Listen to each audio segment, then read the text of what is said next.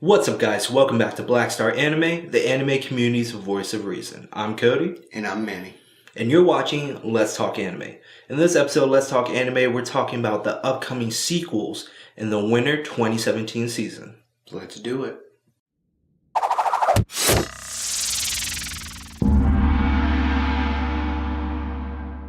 So, the sequels coming up in the winter 2017 season might just hold down the whole freaking season. Mm-hmm. Honestly, I mean, we made a whole video about the new shows that are coming out, but the sequels are dope as shit. These sequels, oh my god, like, these are all powerhouse sequels. Yes. So, let's jump right into it. First on the list is going to be Blue Exorcist makes its triumphant return. Finally, it's been a while. It's been a while. And it needed it, honestly. It did. Like, the way it ended, I liked it. It ended okay. Yeah, it was okay. For a show that was good/great for majority, like 90% of the series. And I feel like the last episodes, besides the major fight, and then it just kind of ended. I was like, damn, dude, like, you could have done a lot better. And they were like, well, like 5 years later, you got season 2. Season 2. Kyoto arc. It's gonna be dope. From what I've seen so far, it looks like we're going to get more of what I wanted to see originally. Okay. Like, I really liked the group dynamic they were building, and then when the combat came towards the end, none of that really happened. Yeah. Well, all of season 1, they were inexperienced newbies who hadn't learned the basics of everything of exorcism at True Cross Academy. So now they're more seasoned and more veteran. They fought, a big bad in season 1. If you haven't seen season 1, just watch it. Mm-hmm. It's actually a really, really good show. I definitely recommend watching it. So I'm excited. Yukio Ren, I want to see the brother dynamic back. Yes. Yeah, I'm very excited for the show. Let's go. Next one up, Fate Grand Order. So, I threw in the sequel list, even though episode 1 aired very last day of last year. Mm-hmm. But from what I've read online, there's going to be like a 4-part OVA that airs during the winter, and a part 2 shortly after that. So this is just... it's kind of like a spin-off. Yeah. Well, yeah. I mean, this is a alternate outcome for the Holy Grail War. Mm-hmm. But this... it's hard to call it a series itself, but you can call it a new Fate series. Yeah. I'll call it part of the Fate franchise, if that makes more sense to some of you. I've watched the first episode. I'm very indifferent. You will notice it's not the same studio that did Fate Zero or Fate Stay Night Unlimited Blade Works, which is not affordable. It's not, and it's noticeable, unfortunately. The first episode left me very indifferent. I didn't really like any of the characters in it, including the 2 main characters. I will say, though, if it's following the similar Fate formula, even I personally like Fate Zero better than Unlimited Blade Works, but initial episodes of Fate Zero and Unlimited Blade Works, just them introducing the characters, and I felt the pacing wasn't where it could be, and I felt like it took a while throughout the series for the characters to really like just start shining. Mm-hmm. So it could be the same thing if they're treating these OVAs as a series type thing, where like this is what maybe like the first 3 to 4 episodes, give or take, like, since it's the first episode's like 72 minutes, give or take, with the 4 episodes and then another part 2. It's gonna end up being like a mini series. Yeah. So it'll get about that amount of growth, hopefully.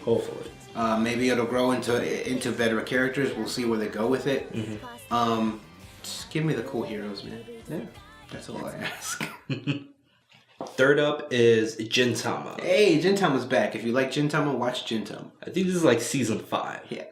We're really not going to talk about seasons 1 through 4. So next on the list is everybody's favorite anime from last year, KonoSuba 2. Surprisingly, though, online people are calling it the best anime from last year, and me and Cody are like, huh? KonoSuba was interesting because it took the whole transport a main character who's a male who died into an alternate fantasy reality, etc., etc., etc., on its head a little bit by literally just diving headfirst into the trope pool. It was like, you know tropes, we know tropes, and we're going to give you every single freaking trope an anime can give you. And we're going to just throw it in your face. Oh, and it kind of worked. It kind of worked. That's the issue with the show. For KonoSuba, for me, and I think for you too, The first half of the show actually was really strong. It was very funny. I agree. It was, in a sense, original within that trope that they're parodying almost. And then it got annoying. Yeah, it was like around like Ep 6, 7, 8. So and it was just a lot of similar things going on, and I was like, yeah. So yeah, like episode 4, you got like the buzz going. You're like, oh, this is pretty funny. Main character is hilarious and super self-aware. The girls are ridiculous. That's where it's supposed to be. There's boobs everywhere. And then it's like episode 7 and 8, and it's like, girls are crazy, boobs everywhere. And it's like, oh, okay. Can we? So it's back. I want to see where they go now, though. Mm-hmm. Like, if it's the same kind of jokes that we were seeing the whole time in the first season, I'm kind of not interested. I will give this show probably a whole second season watch if they leave the town they were in season 1. You know what? For a fantasy adventure show, I'm with you on that. And for you not to leave the beginning village town. Well, they tried at all. They tried. They're not strong enough. But come on, man. Come on. So, no, I'm with you, though. If they actually leave the town, we might be able to go somewhere. Yes. So, next, we have Little Witch Academia, the TV series. Super hyped for this. You guys can argue it. I know me and Cody won't. This is Studio Trigger's best work. Period. This might, and it's hard to say because it's like January or whatever, might be one of the best shows this year. It might. We put this in the sequel category because there have been 2 movies for Little Witch Academia. Mm-hmm. What it looks like what the series might do is just kind of just reboot it and start from, Start from the beginning. From the very beginning, which is going to have a lot of similarities for where the first movie came in. But I don't care. No, I want to watch the crap out of this. I want to watch the crap Everything about Little Witch Academia is great. The main character is great. Supporting characters are great. Yeah, every character they made was great. The world they built was great. I liked the Even magic. their like supporting to the third power characters were great. They're awesome. I had very little issues or qualms with the movies. It's great. So they finally, it looks like they got a budget now too. The effects are better. Mm-hmm. I'm excited to watch this. Hopefully they get a full 26, even if it's just a 12. I'll be happy to see where they go. Mm-hmm. And even then, with budget-wise, if they're just restarting the series, the first movie was 26 minutes. Mm-hmm. That's an episode. So that can be your F1. Mm-hmm. And there you go. You saved your budget for 11 more episodes. Literally just reuse the movie. Just do that. It's not hard. You know that movie we made a couple years back? That's episode 1. That's episode 1. Genius. The follow-up? That's episode 2. Yep. Next up is the season 2 for Shouwa. So if you've seen any of the previous episodes, you've heard me mention and talk about and praise Shouwa. This show... It's great. It's great. It's just great. It's absolutely phenomenal. If you haven't seen season 1, I definitely recommend knocking it out. The end to season 1, I felt like I should have seen it coming and I didn't see it coming. I was like, oh my god, no, I just can't take it. And it's just such a good show. This is a show that tells the story about professional storytellers. That is like the one sentence synopsis. It's crazy though, because when you think about that aspect, you're just watching somebody tell a story. But the story he's telling is so intriguing that I want to keep watching. And then you hear the story of how he became a storyteller, and I'm like, we're just telling stories, and this is great. It's storyception. It's so entertaining. It's so well written, so well crafted, so well executed. I feel like the voice actors for this show just got so into it. It's just absolutely phenomenal. The drama's great. The romance in it's great. The stories that they're telling are cool. Like, everything about this is great. There is a disclaimer. It's not for everyone. This. I dare say no tropes. I think that's that Josei tag on it. It is a Josei anime which focuses more on what really could happen in real life in relationships. Mm-hmm. Instead of the happy ending you always get, you might get something that really happens in real life. And I will say too with the Josei tag, because I've honestly read some Josei manga and I didn't realize they were Josei until I was almost done. They're good. Because I knock them out. They're really good. The art style with it, they definitely focus more on longer feminine features for the main characters, but it's not always like in an extreme way where you can't tell the gender of that character.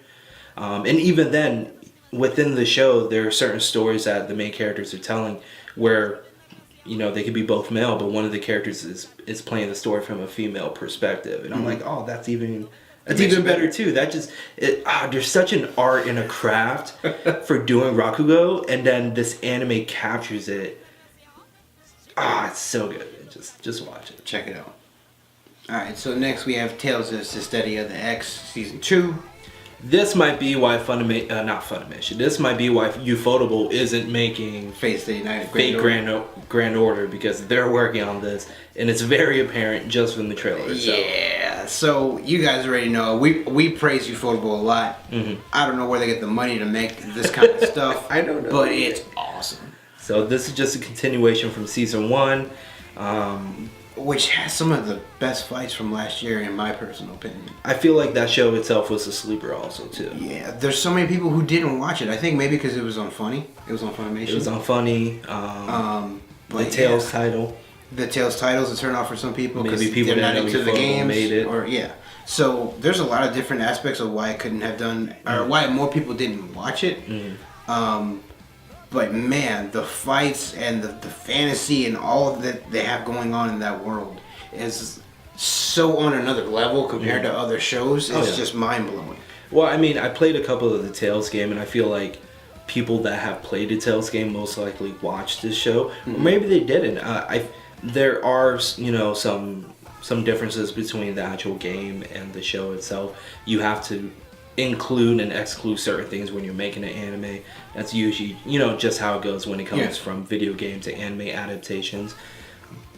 But I wouldn't say this is a bad show at all. I would say it's actually a very good, very strong fantasy world. Main character I was actually very impressed with. Yes. He's a main character who actually, he strives for growth and development. He sticks to his, you know, his ideologies, and like, this is the core of my character. He gives me everything I want in a main character. He really does. And I like it too, because it's like, I wish there was more adventure in this. Just a little bit. Just a little bit more adventure, but they're on a journey. And it's an epic journey because they're fighting some epic monsters. It's absolutely ridiculous, some of the monsters they fight. So it's pretty cool. So next we have the show Cody's probably most hype about. Yowamushi Pedal Season 3. It's hard, man. Little Witch, Shouwa, new Yowa Pedal. Oh, so excited. Yeah, the sequels are stacked this year. There's actually some new bicycle anime, like new shows. I was like, I don't give a damn. I'm watching the Hime. The Hime climb is back. The Hime climb is back. I'm very excited for this because I want to see where the team is now after the end of Grand Road. Yeah. I want to see what happens. If you haven't seen Grand Road, beware of spoilers that we may mention within this. So the race ended. Where do you go from here? Yeah, where do we go from here now? The third year's retired? They're gone. Question mark? Yeah, I don't see any in the trailer really. Yeah. So it looks like they're retired. We got our young cats now leading the team. Yeah. Assumingly. They're only second years, but they have a win underneath their belt.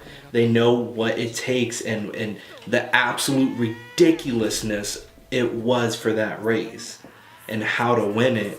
And they're like, look, I mean, we got to show, the newbies. Even though they're all the same years, I think. I think they're all second years. They're all second years now. There's 2 third years, I think, left over. That they were second years last year. Okay. So we'll see what kind of leadership maybe they step into. Maybe they're the captain and vice captain. We'll see how it goes.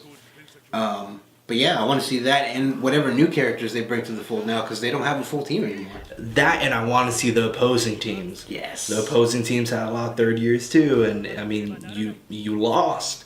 Where do you go from here? So my only concern is the pacing, because that was Yowa Pedal's biggest problem throughout the whole show.